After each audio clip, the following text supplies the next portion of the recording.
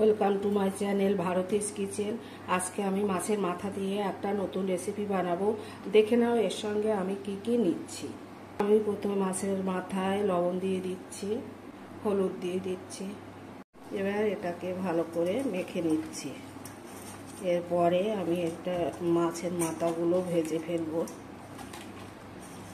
আমি এখানে পেঁয়াজ নিয়েছি দুটো, 3টে টমেটো নিয়েছি, গরম মশলা নিয়েছি, তেজপাতা নিয়েছি, আদা নিয়েছি 1 টুকরো, 5টা-6টা কাঁচা লঙ্কা, আর রসুন নিয়েছি 1টা, আর এখানে গুঁড়ো লঙ্কা নিয়েছি।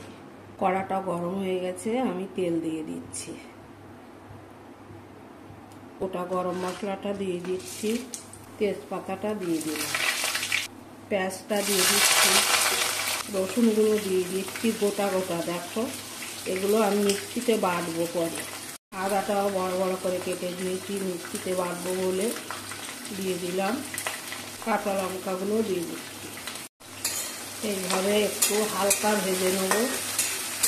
ভাজার পরে ঠান্ডা করতে দেব।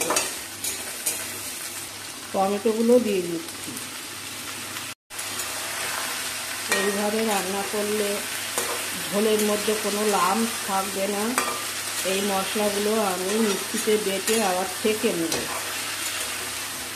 এটা আমার হয়ে গেছে, এবারে নামিয়ে আমি ঠান্ডা করতে দেব। মাছের মাথাগুলো ভেজে নেব। তেল দিয়ে দিচ্ছি, তেলটা গরম হয়ে গেছে, আমি মাথাগুলো দিয়ে দিচ্ছি। মাছের মাথাগুলো আমি এরকম লাল লাল করে ভেজে নেব। দেখো, উল্টে পাল্টে লাল লাল করে ভেজে নেব। আমি বাকি মাথাগুলো এইভাবে ভেজে নিচ্ছি। পেঁয়াজ রসুনের পেস্টটা ছেঁকে নিচ্ছি। এইভাবে চামচ দিয়ে নেড়ে নেড়ে ছেঁকে নিব। মাথাগুলো আমার ভাজা হয়ে গেছে। এবার আমি রান্নাটা শুরু করব। এখানে এই উনুনটায় আমি মাছের মাথা ঝাল করব। তার জন্য কড়াইটা বসিয়ে দিয়েছি। কড়াইটা গরম হয়ে গেছে, তেলটা দিয়ে দিচ্ছি।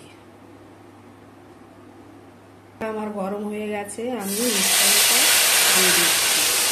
আমি স্বাদ মতো লবণ দিয়ে দিচ্ছি, হলুদটা দিয়ে দিলাম, কসুরি মেথি এরকম হাতে গলে আমি এতে দিয়ে দিলাম, লঙ্কাটা দিয়ে দিচ্ছি, জিরে গুঁড়োটা দিয়ে দিলাম, ধনে গুঁড়োটা দিয়ে দিচ্ছি।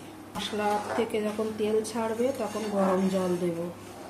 আমার মশলা থেকে তেল ছেড়ে এসছে, এবার আমি গরম জলটা দিয়ে দেব।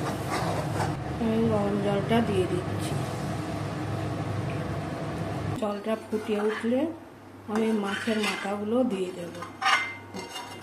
এবার ফুটে উঠেছে, আমি মাছের মাথাগুলো দিয়ে দিচ্ছি। সরি, ওইভাবে পড়বে বুঝতে পারিনি, একটা একটা করে দিলেই ভালো হতো। তোমরা নামানোর আগে একটু লবণটা দেখে নিও। রান্নাটা আমার কমপ্লিট, আমি নামিয়ে নেব। খুব টেস্টি হয়েছে, কালারটাও খুব সুন্দর এসছে। আমার রেডি কাতলা মাছের ঝাল। এটা খুব সুন্দর হয়েছে, কালারটাও খুব সুন্দর, খেতেও দারুণ হবে।